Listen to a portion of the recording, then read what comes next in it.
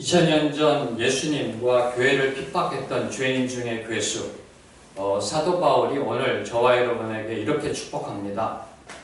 하나님 우리 아버지와 주 예수 그리스도로부터 은혜와 평강이 너희에게 있을지어다. 아멘. 아멘. 아멘. 이것이 복음의 능력입니다.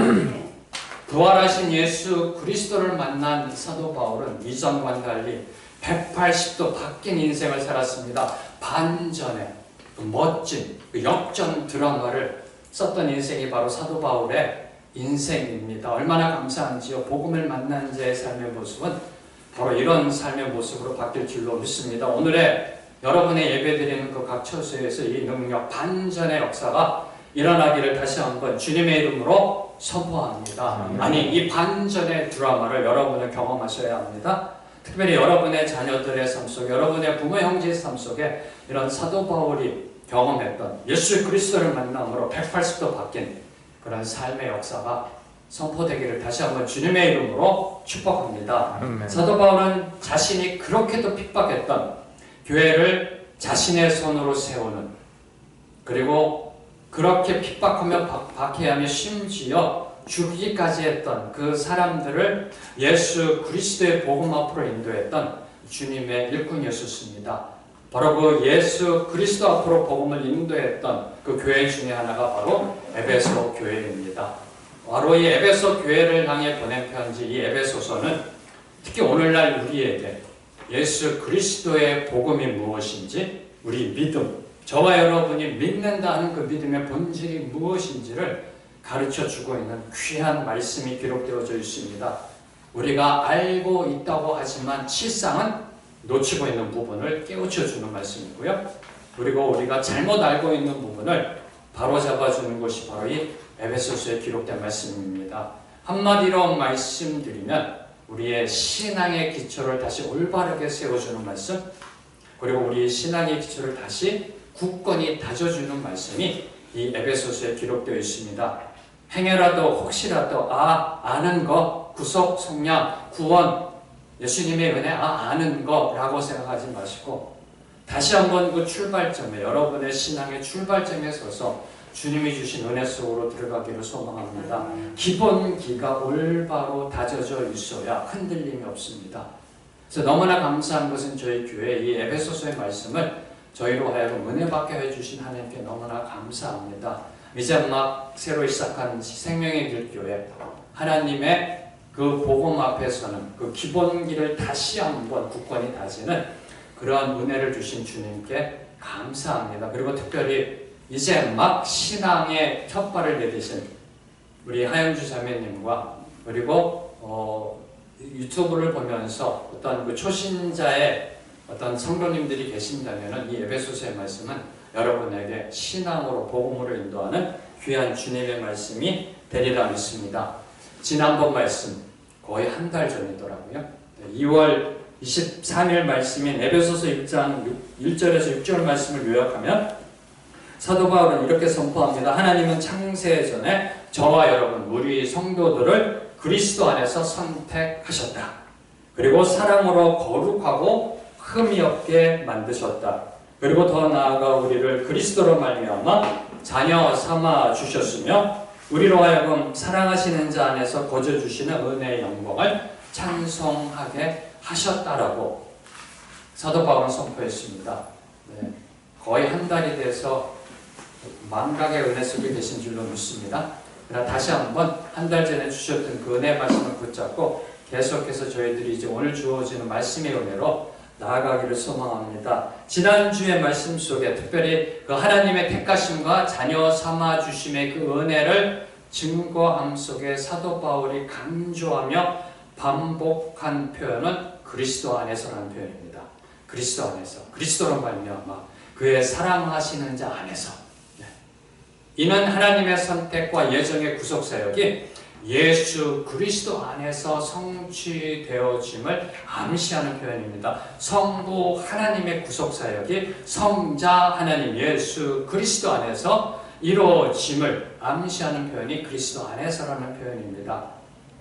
바로 이 그리스도 안에서라는 이 표현이 저와 여러분에게 다시 한번 믿음의 본질을 깨닫게 하는 중요한 단서가 되는 그 표현입니다. 바로 이 암시되었던 예수님의 사역이 드디어 오늘 말씀 1장 7절에서 12절 말씀에 구체적으로 그 예수님의 구속 사역이 기록되어져 있습니다. 그리고 참고로 다음 주에 저희가 살펴볼 13절과 14절은 이제 성령님의 구속 사역.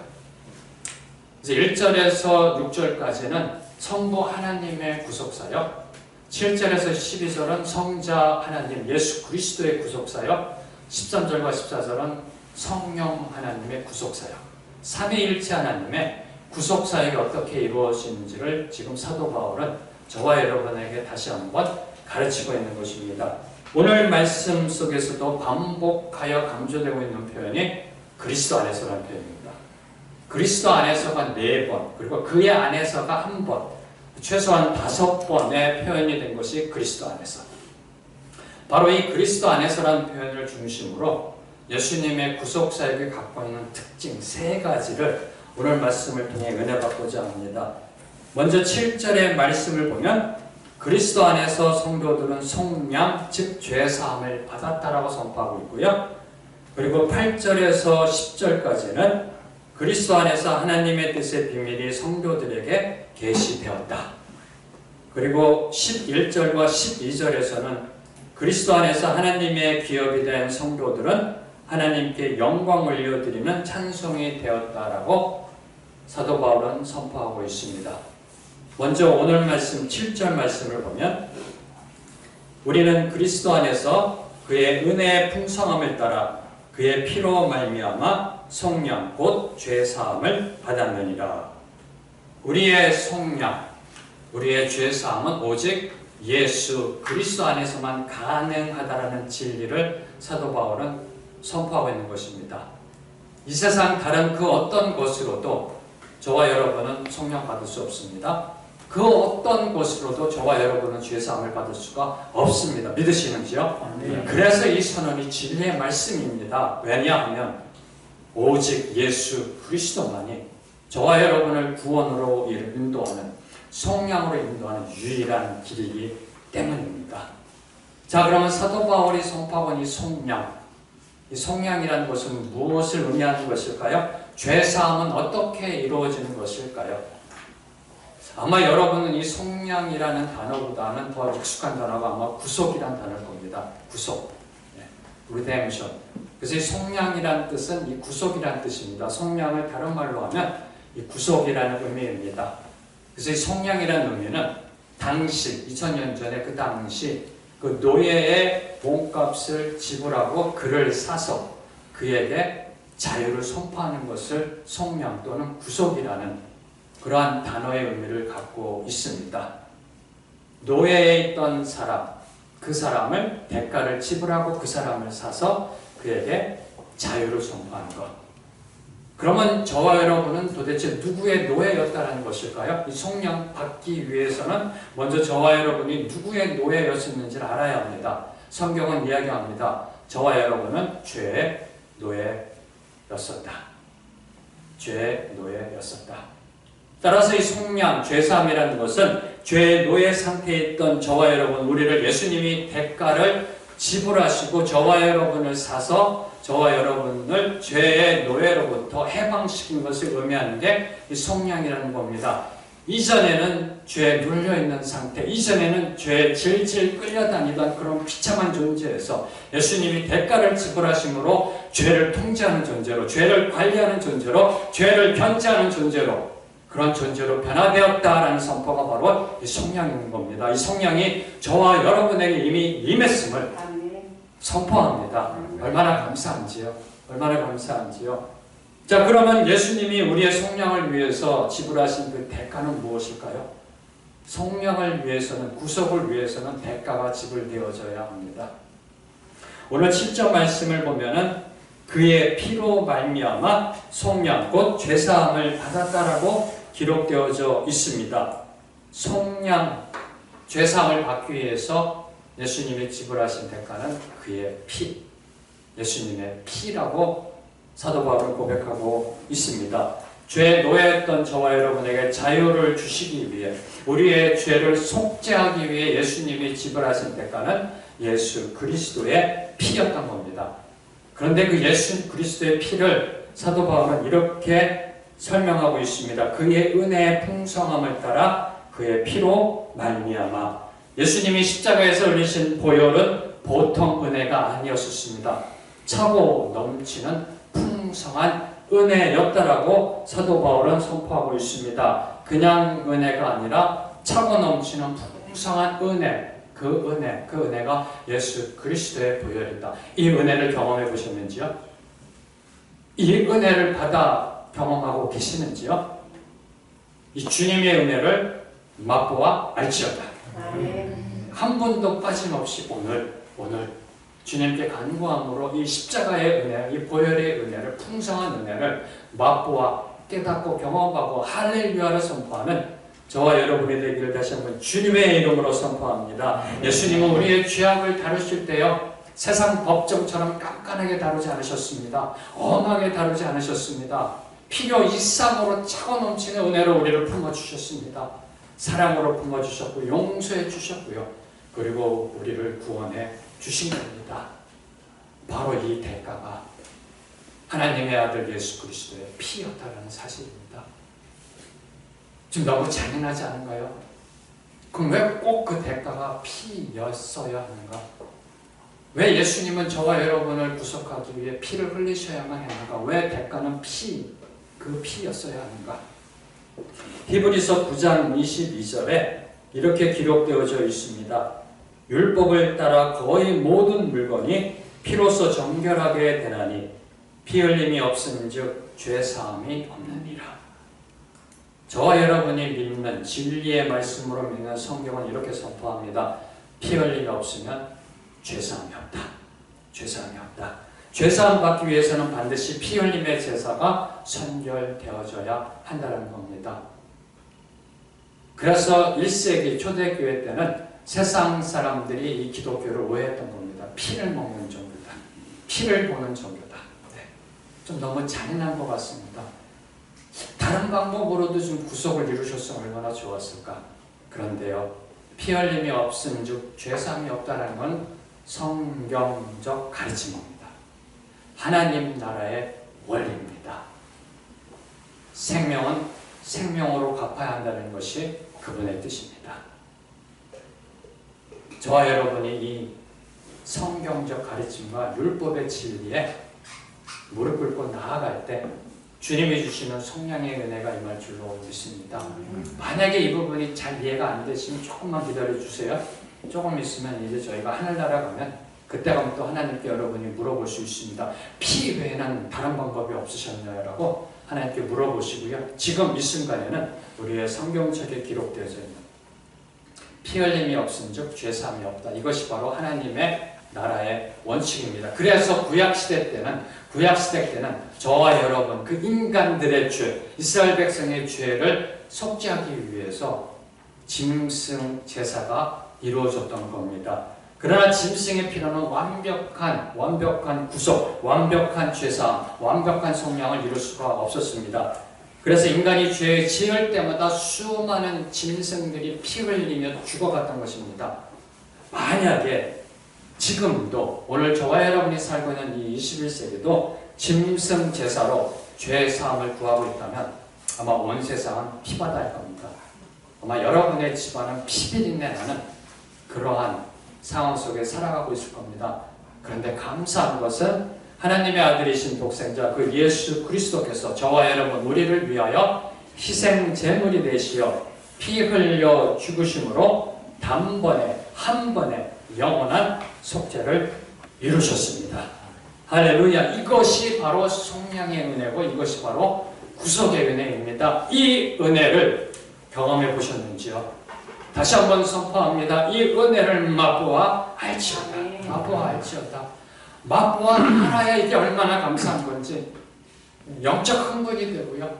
힘들고 어려울 때도 다시 일어날 수 있는 우리 삶의 그 능력이 되는 줄로 믿습니다. 2차 세계대전 때 나치 전범 중에 한 사람이었던 알베르트 슈페어라는 사람이 있습니다. 나치 정권 때 군수장관을 역임했다. 그 전범 재판이 이루어질 때 딱 두 사람이 자신의 과오를 인정했었습니다. 그 두 사람 중에 한 사람입니다. 알베르트 슈페어라는 이 나치 정권의 군수장관이었던 이 사람이 그 전범 재판이 이루어지는 가운데 이렇게 선언했었습니다. 나의 죄는 절대로 용서받을 수 없고 용서받아서도 안 된다라고 고백했습니다. 이 재판의 형량에 따라 이 슈페어라는 사람은 20년의 감옥 생활을 하게 되었습니다. 그리고 20년의 감옥 생활을 하고 난 다음에 어느 기자가 그 슈페어에게 이렇게 질문했습니다. 지금도 당신 그 생각에는 변함이 없으시지요? 그 법정에서 슈페어가 고백했던 말, 나의 죄는 절대로 용서받을 수도 없고 용서받아서도 안 된다. 그 생각에 변함이 없는지요? 이에 대해서 슈페어는 이렇게 대답했습니다. 나는 내 죄값을 치르려고 20년 감옥 생활을 했습니다. 그리고 그 죄값을 다 치르고 석방이 되었습니다. 이제 나는 자유인입니다. 그러나 내 마음에는 똑같은 생각을 하고 있습니다. 내가 저지른 죄는 절대 용서받을 수가 없습니다. 그리고 용서받아서도 안 되는 죄라고 생각합니다. 2차 대전 때 희생당한 수많은 사람들을 생각하면 내 죄는 용서받을 수 없습니다. 그런 20년의 형을 다 치르고 나와서도 철저하게 자신의 죄에 대해 책임지려고 노력했습니다. 그렇게 처절하게 참회의 길을 찾았습니다. 그런데 자신의 힘으로는 죄책감을 끝내 떨쳐버릴 수가 없었습니다. 결국 죄책감에 시달리다가 이 세상을 떠나고 말았습니다. 사랑하는 성도 여러분, 저와 여러분은 예수 그리스도 그 십자가 보혈의 은혜로 대속의 피로 구속의 은혜를 받았습니다. 성령의 은혜를 받았습니다. 죄사함의 은혜를 받았습니다. 단 한 번에 영원히 죄사함의 은혜를 받았던 것입니다. 하나님의 아들 만왕의 왕 만주의 주 그분의 피로 완전한 죄 사함, 우리의 모든 죄가 용서받았습니다. 할렐루야. 얼마나 감사한지요. 얼마나 감사한지요. 이 감사의 감격이 회복될지어다. 모태신앙, 그리고 예수님 믿은 지 10년, 20년, 30년, 50년, 바로 이 부분을 저희들이 놓치고 있고요. 바로 이 부분에 저희들이 매너리즘에 빠져 있습니다. 가장 기본적인 이 본질, 이 진리를 놓치고 있고요. 그러다 보니까 감사가 없고, 그러다 보니까 감격의 눈물을 잃어버리는 거고요. 그러다 보니까 우리의 신앙이 드라이해지는 겁니다. 우리의 모든 죄가 그리스도의 피로 모두 다 죄사함 받았습니다. 받았습니다. 얼마나 감사한지. 이 성령의 은혜를 사도 바울은 로마서 3장 24절에서 다음과 같이 설명하고 있습니다.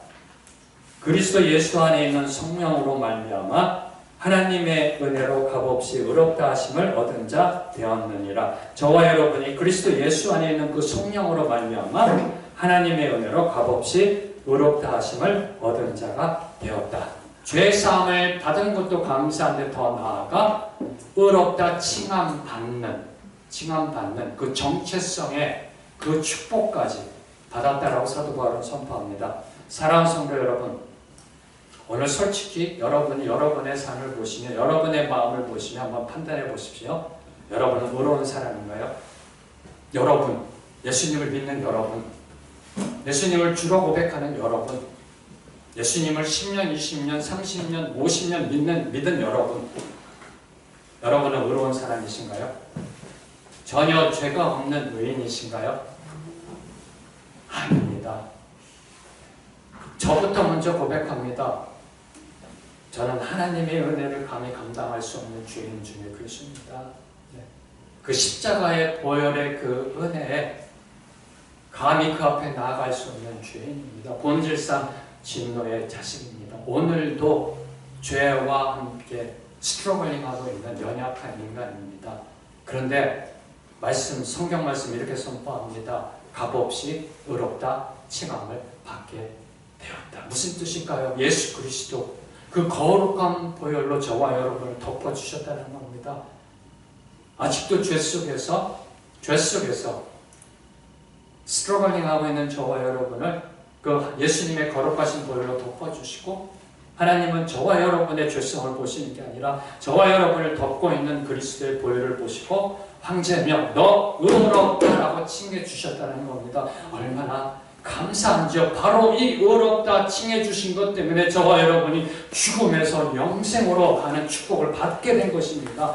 바로 이 하나님의 이 선고, 하나님의 이 선고, 황제명 너는 의롭다라고 선언해 주신 이것 때문에 저 천국문을 들어가는 축복을 받게 된 것입니다. 사랑하는 성도 여러분, 내 인생은 내 것이 아닙니다. 내 목숨은 내 것이 아니라는 그 진리를 사도 바울은 저와 여러분에게 암시하고 있는 것입니다. 로마서 14장 8절과 고린도전서 6장 20절의 말씀을 저와 여러분이 보면은 사도 바울은 이렇게 기록하고 있습니다. 우리가 살아도 주를 위하여 살고 죽어도 주를 위하여 죽나니 그러므로 사나 죽으나 우리가 주의 것이로다. 그리고 고린도전서 6장 20절에는 값으로 산 것이 되었으니 그런즉 너의 몸으로 하나님께 영광을 돌리라. 우리가 살아도 주를 위하여 살고 죽어도 주를 위하여 죽는다. 저와 여러분이 우리의 목숨 걸 그런 가치가 있는 것, 우리가 목숨 바칠 가치가 있는 대상은 바로 오직 주님밖에 안 계십니다. 우리가 목숨 걸 가치가 있는 분, 우리가 목숨 바칠 가치가 있는 분, 이 세상에서 오직 한 분, 주님밖에 없습니다. 사도 바울이 선포합니다. 사나 죽으나 오직 주를 위하여 나아간다. 저와 여러분의 인생의 목적이 바로 주님이시라고 고백합니다. 왜냐하면 저와 여러분은 그분의 것이니까. 그분이 대가를 치르고 저와 여러분을 죄의 노예로부터 샀기 때문에 오늘 사도 바울은 저와 여러분에게 이렇게 권면합니다. 너희 몸으로 하나님께 영광을 돌리라. 하나님께 영광을 올려드리면 저와 여러분이 되기를 주님의 이름으로 축복합니다. 두 번째로 8절에서 10절을 보면 그리스도 안에서 하나님의 뜻의 비밀이 성도들에게 계시되었음을 말하고 있습니다. 먼저 9절 말씀을 보면은 그 뜻의 비밀을 우리에게 알리신 것이요 그의 기뻐하심을 따라 그리스도 안에서 때가 찬 경륜을 위하여 예정하신 것이니. 이 에베소서 편지의 서두 1절을 보면은 사도 바울은 이렇게 고백합니다. 하나님의 뜻으로 내가 사도가 되었다. 이제 그 하나님의 뜻의 비밀이 성도들에게 계시되었다라고 9절에 선포하고 있는 겁니다. 그리고 그 비밀, 하나님의 뜻의 비밀이 우리에게 계시되었는데 그 비밀은 때가 찬 경륜을 위하여 예정되었던 것이라고 사도 바울은 선포합니다. 이 경륜이라는 단어, 이 경륜이라는 단어는 오늘날로 이야기하면 쉽게 이야기하면 관리 또는 경영이라는 문자적 의미를 갖고 있습니다. 경영, 관리. 그래서 여기서 이 경륜이라는 것은 하나님이 구속 역사의 모든 것을 계획하시고 관리하시는 것을 말하고 있는 것입니다. 그리고 때가 찬 경륜이라는 것은 하나님의 구속 역사가 온전히 이루어지는 때. 때가 찬 경륜은 하나님의 구속 역사가 온전히 이루어지는 때. 다시 말해 하나님의 아들 예수 그리스도가 이 땅에 오셔서 하나님의 구속 사역을 성취하신 때, 바로 그때를 의미하는 겁니다. 때가 찬 경륜을 위하여 예정된 것이 하나님의 뜻의 비밀이다. 하나님의 뜻의 비밀이다. 그럼 우리에게 알리신 비밀, 오늘 9절 말씀에 우리에게 알리신 비밀이라고 선포합니다. 우리에게 알리신 그 비밀, 하나님의 구속 경륜의 완성의 때를 위하여 예정되었던 그 비밀은 과연 무엇일까요? 여러분이 특별히 이 에베소서를 이렇게 은혜 받을 때요, 특별히 골로새서 말씀을 같이 보시면서 참고하여 보시면 상당히 많은 도움이 됩니다. 에베소서의 주제와 골로새서의 주제가 동일합니다. 에베소서의 1장부터 3장이 골로새서 1장과 2장, 에베소서의 4장에서 6장이 골로새서의 3장과 4장과 그 문맥과 내용이 유사합니다. 그래서 골로새서 1장 26절에서 27절의 말씀을 보면, 골로새서 1장 26절에서 27절 말씀, 이 비밀은 만세와 만대로부터 감춰졌던 것인데 이제는 그의 성도들에게 나타났고 하나님이 그들로 하여금 이 비밀의 영광이 이방인 가운데 얼마나 풍성한지를 알게 하려 하심이라. 이 비밀은 너희 안에 계신 그리스도시니 곧 영광의 소망이니라.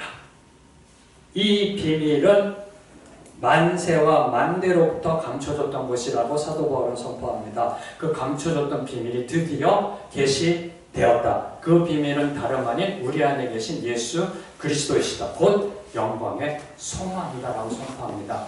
아직까지도 이 말씀만 갖고서는 이야기가 아마 지금 성도님들은 어려우실 것입니다. 한마디로 말씀드리면 예수 그리스도가 그 비밀의 계시자라는 뜻입니다. 그 비밀을 계시하는 계시자이시고 그 비밀은 예수 그리스도를 통해 비로소 확연하게 드러난 것이다. 무엇일까요? 바로 복음을 이야기하는 겁니다. 하나님 뜻의 그 비밀이 알려진 것, 그 비밀은 바로 복음, 하나님의 좋은 소식, 바로 그 복음을 이야기하고 있는 겁니다. 그래서 그 복음의 비밀은 예수 그리스도 안에서 세워질 수밖에 없었습니다. 그리고 그 비밀은 그리스도 안에서만 밝히 드러나게 되는 겁니다. 그럼 그 비밀의 본질, 그 복음의 본질은 무엇일까요? 그 본질을 영광의 소망이다라고 고린도서 1장 27절에 설명하고 있습니다. 복음의 본질, 비밀의 본질은 영광의 소망이다. 그럼 그 영광의 소망은 과연 무엇을 의미하는 것인가? 바로 이 영광의 소망에 대해서 오늘 말씀 10절은 이렇게 선포하고 있습니다. 하늘에 있는 것이나 땅에 있는 것이다 그리스도 안에서 통일되게 하려 하심이라. 하늘에 있는 것이나 땅에 있는 것이다 그리스도 안에서 통일되게 하려 하심이다. 바로 이것이 우리에게 알려진 그 비밀의 본질입니다. 바로 복음의 본질입니다. 하나님의 구속의 경륜이 완성되어지는 그것을 위해 예정되었던 그 좋은 소식의 본질은 바로 모든 것이 그리스도 안에서 통일되어진다라는, 바로 이것이 영광의 소망임을 사도 바울은 이야기하고 있는 겁니다. 20절의 말씀을 원어적으로 설명하면 간단하게 설명하면 이런 말씀입니다. 예수님의 머리 되심 아래로 모든 것이 들어온다는 겁니다. 예수님이 머리 되시고 예수님이 중심 되시고 예수님이 주이심을 받아들이고 그분 앞에 무릎 꿇게 된다는 겁니다. 하나님의 때가 차면 하늘에 있는 것들과 땅에 있는 것들 모두가 만왕의 왕 만주의 주 예수 그리스도 안에서 통일되어집니다. 바로 이것이 영광의 소망입니다. 바로 이것이 저와 여러분이 바라보아야 할 소망임을 사도 바울은 선포하고 있는 겁니다. 이에 대해서 빌립보서 2장 10절에서 11절은 다음과 같이 설명하고 있습니다. 하늘에 있는 자들과 땅에 있는 자들과 땅 아래에 있는 자들로 모든 무릎을 예수의 이름에 꿇게 하시고 모든 입으로 예수 그리스도를 주라 시인하여 하나님 아버지께 영광을 돌리게 하셨느니라. 하나님의 때가 차는 이 세상에 있는 모든 것들, 하늘에 있는 것들, 그리고 땅 아래에 있는 것들이 예수 그리스도 앞에 무릎 꿇게 된다고 합니다. 믿으시는지요? 이 나라 반드시 보게 되어져 있습니다. 이것이 바로 바울이 고백한 영광의 소망입니다. 모든 것들이 우리의 주 되신 그리스도 앞에 무릎 꿇게 되는 그날, 무릎 꿇게 되는 그날, 이슬람도 무슬림도 힌두교도 불교 모든 종교 무신 신을 믿지 않는 사람들도 모두 다 그리스도 앞에 무릎 꿇게 된다. 천군 천사들도 땅 아래에 있는 죽은 자들도 그리스도 앞에 무릎 꿇게 된다. 바로 이것이 저와 여러분이 바라봐야 될 영광의 소망이고요.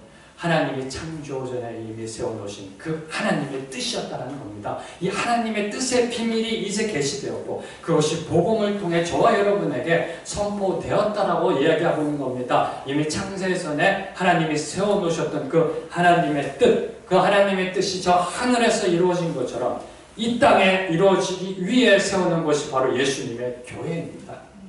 바로 예수님의 교회, 교회가 복음 들고 나아가 이 뜻을 온 땅에 선포해야 될 책임이 있는 겁니다. 교회는 시간과 공간을 뛰어넘어 예수 그리스도를 머리로 하여 하나로 모인 공동체입니다. 민족, 신분, 나이, 성별을 초월하여 하나된 공동체입니다. 만유의 주 되신 예수 그리스도 안에서는 이방인이나 유대인이나 할례자나 무할례자나 남자나 여자나 종이나 자유인이나 차별이 없습니다. 믿으시는지요? 근데 여러분이 기억하셔야 될 것, 이 복음의 비밀은 모든 사람에게 주어지지 않는다는 겁니다. 그 어느 누구에게나 이 복음의 비밀이 계시된다는 것이 아닙니다. 오늘 말씀 8절을 보면 이렇게 기록되어져 있습니다. 이는 그가 모든 지혜와 총명을 우리에게 넘치게 하사, 하나님이 지혜와 총명을 주신 자만이, 하나님으로부터 지혜와 총명을 받은 자만이 그 하나님의 뜻의 비밀, 그 복음의 비밀을 알게 된다라고 사도 바울은 선포하고 있습니다. 사랑하는 성도 여러분, 여러분은 복음의 비밀을 깨달으셨는지요? 네. 제가 지금 여러분이 가정에서 예배드리고 있는 소리 다 듣고 있습니다. 아멘 안 하신 분은요, 나중에 저희들 공예배 드릴 때 제가 이름을 거론하며 잠깐 일어서시라고 하겠습니다. 네. 여러분이 이 복음의 비밀을 깨달으셨는지요? 하나님으로부터 이 지혜와 총명을 받으셨는지요? 네, 그럼 질문하면 언제 어떻게 받으셨는지요? 네. 참 짓궂죠? 네, 목사가 아주 짓궂어요. 그래서 중요한 질문인데 던지는 겁니다. 왜요? 이미 구원 받았거든요. 그죠? 구원 받았고요. 성령이 내 안에 계시고요. 이거를 다르게 얘기하면 오늘 사도 바울이 말하고 있는 구속, 성령을 죄사함을 받아서 이제 하나님 나라의 뜻의 비밀을 알게 되고, 뜻의 비밀을 아는 사람은 하나님으로부터 지혜와 총명을 받은 사람이고, 바로 내가 그런 사람인데 언제 어떻게 받았었어요? 언제 어떻게 받으셨는가? 그럼 이제 머리를 극적하게 되는 겁니다. 이에 대해서도 이 그리스도 안에라는 단어로 사도 바울은 선포하고 있습니다. 골로새서 2장 3절을 보면, 골로새서 2장 3절을 보면 사도 바울은 이렇게 선포합니다. 그 안에는, 예수 그리스도 안에는 지혜와 지식의 모든 보화가 감추어져 있느니라. 예수 그리스도 안에는 하나님의 지혜와 총명의 보화가 가득 차 넘쳐 나고 있다고 사도 바울은 선포합니다. 무엇을 이야기할까요? 저와 여러분이 예수 그리스도 안에 거하기만 하면, 저와 여러분이 예수 그리스도와 연합하여 살아가기만 하면, 다시 말씀드리며 그리스도께서 내 안에, 내가 그리스도 안에 거하는 그러한 삶을 살아가고 있다는 하나님의 지혜와 총명을 이미 받은 사람이라는 겁니다. 왜요? 그리스도 안에 모든 지혜와 총명의 보화가 넘쳐나고 있기 때문에, 그분 안에 하나님의 지혜와 총명이 있기 때문에. 예수 그리스도 안에 거하고 계시는지요? 그러면 여러분은 하나님의 지혜와 총명을 받은 사람들입니다. 저와 여러분은 예수 그리스도의 복음을 믿고 받아들인 사람들입니다. 예수 그리스도와 영적으로 연합하여 하나님의 지혜와 총명을 받은 사람들입니다. 믿으시는지요? 저와 여러분 안에 하나님의 지혜와 총명이 있다는 이 사실은 절대 불변의 사실입니다. 영원히 변하지 않는 사실입니다. 왜요? 우리 안에 계신 성령님은 영원히 우리와 함께하고 계시기 때문에 우리 안에 주님의, 하나님의 지혜와 총명이 있습니다. 정말 믿으시는지요? 그럼 지금 여러분의 인생을 가로막고 있는 것이 무엇인가요? 지금 여러분의 인생의 발목을 붙잡고 있는 것이 무엇인가요? 하나님이 주신 그 지혜와 총명으로 모든 것을 뚫고 나아가는 그런 형통한 삶 사시게 되기를 주님의 이름으로 축복합니다. 세 번째로, 그리스도 안에서 성도들이 하나님의 기업이 되었고 그로 인해 하나님께 영광 올려드리는 찬송이 되었음을 선언합니다. 11절과 12절 말씀을 보면, 모든 일을 그의 뜻의 결정대로 일하시는 이의 계획을 따라 우리가 예정을 입어 그 안에서 기업이 되었으니 이는 우리가 그리스도 안에서 전부터 바라던 그의 영광의 찬송이 되게 하려 하심이라. 11절 말씀 이렇게 시작합니다. 모든 일을 그의 뜻의 결정대로 일하시는 이의 계획을 따라. 이는 다시 한번 하나님의 주권적 결정과 선택을 강조하고 있는 표현입니다. 하나님의 그 주권적 선택에 의해, 하나님의 그 주권적 계획에 의해서 이 11절은 특별히 우리가 구속의 예정을 입었다, 그리고 천국 기업을 받았다라고 강조하고 있습니다. 이를 에베소서 3장 6절에서는 이렇게 설명하고 있습니다.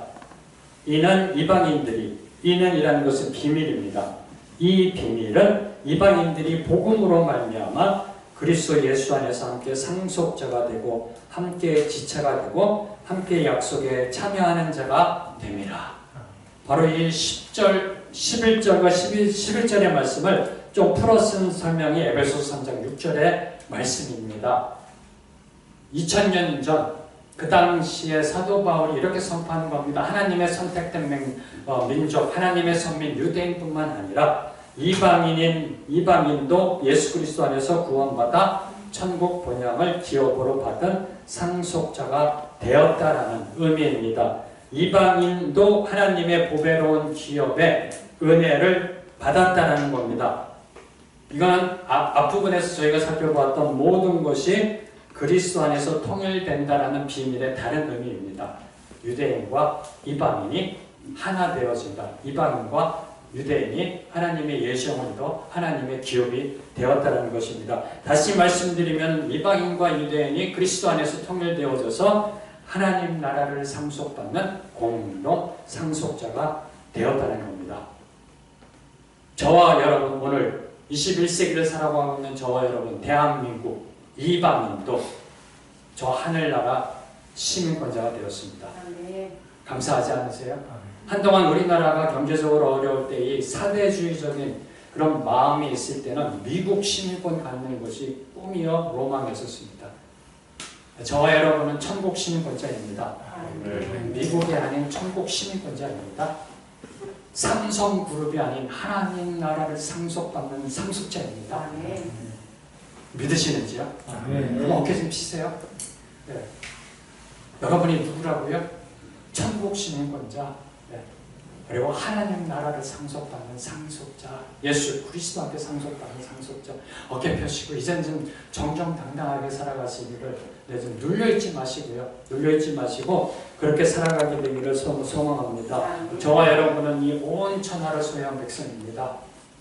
저와 여러분의 정체성, 즉 저와 여러분이 누구인지를 바로 알게 될 때 지금 눈앞에 펼쳐져 있는 위기와 고난과 어려움을 극복하게 될 줄로 믿습니다. 이것이 하나님 나라의 방법입니다. 하나님은 이렇게 해서 모든 것을 해결해 줄 수 있습니다. 그러나 성경을 보면 거의 다 우리의 생각과 우리의 마음과 우리의 이성과 우리의 논리를 변화시키셔서 그걸 뚫고 나가게 만드십니다. 그 출발점이 내가 누구인지를 바로 아는 것. 내가 누구인지를. 다시 선포합니다. 저와 여러분은 천국 시민권자이고요. 하나님 나라를 상속받은 하나님의 상속자입니다. 그럼 왜 하나님은 우리를 하나님의 기업이 되게 하셨는지요?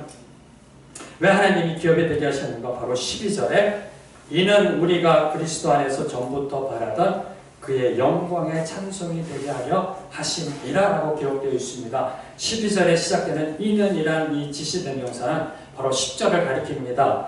11절을 가리킵니다. 우리가 예정을 입어 하나님 나라의 유업을 받게 된 것은 우리로 하여금 하나님의 영광의 찬송이 되게 하는 것이다라고 설명하고 있습니다. 앞서 저희들이 한 달 전 2월 24일 말씀의 6절에서도 사도 바울은 우리가 하나님의 선택받고 하나님의 자녀 된 것은 하나님의 은혜의 영광을 찬송하기 위한 것이다라고 설명하고 있었습니다. 근데 오늘 말씀 12절은 아예 저와 여러분 성도들 자체가 하나님의 영광을 찬송하는 그 찬송이 되어야 된다고 설명하고 있습니다. 이 차이점을 이해하셨는지요? 6절에서는 그분의 영광을 찬송해라. 12절에서는 저와 여러분 삶 자체, 우리의 인생 그 자체가 찬송이 되라라고 하나님의 영광을 찬송하는 그 찬송이 되라라고 저와 여러분에게 권면하고 있습니다. 우리의 삶, 우리의 언어, 우리의 행실, 우리의 호흡 모든 것이 하나님의 영광을 찬양하는 그 찬양 그 자체가 되기를 주님의 이름으로 선포합니다. 오늘 말씀을 정리하겠습니다. 우리가 구속함을 받은 사실에 대해서는요, 저와 여러분 그 어떤 인간적 공로나 자격을 말할 수가 없습니다. 죄인이었던 우리는 예수 그리스도 십자가 구속의 피로 죄에서 자유를 얻게 됐습니다. 성령 받았습니다. 그리고 복음의 비밀을 알게 되었습니다.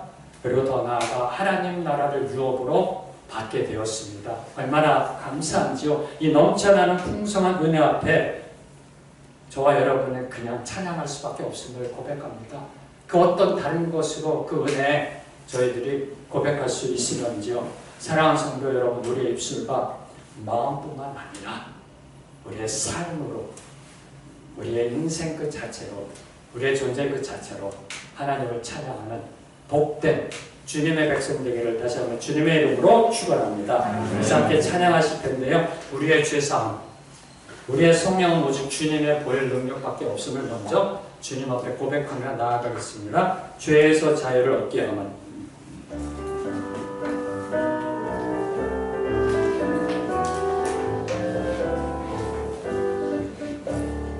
죄에서 자유를 얻게 함은 보혈의 능력 주의 보혈 시험을 이기고 승리하리 참 놀라운 능력 참 놀라운 능력이로다 주의 보혈 능력이 떠나 주의 피 위주로 주의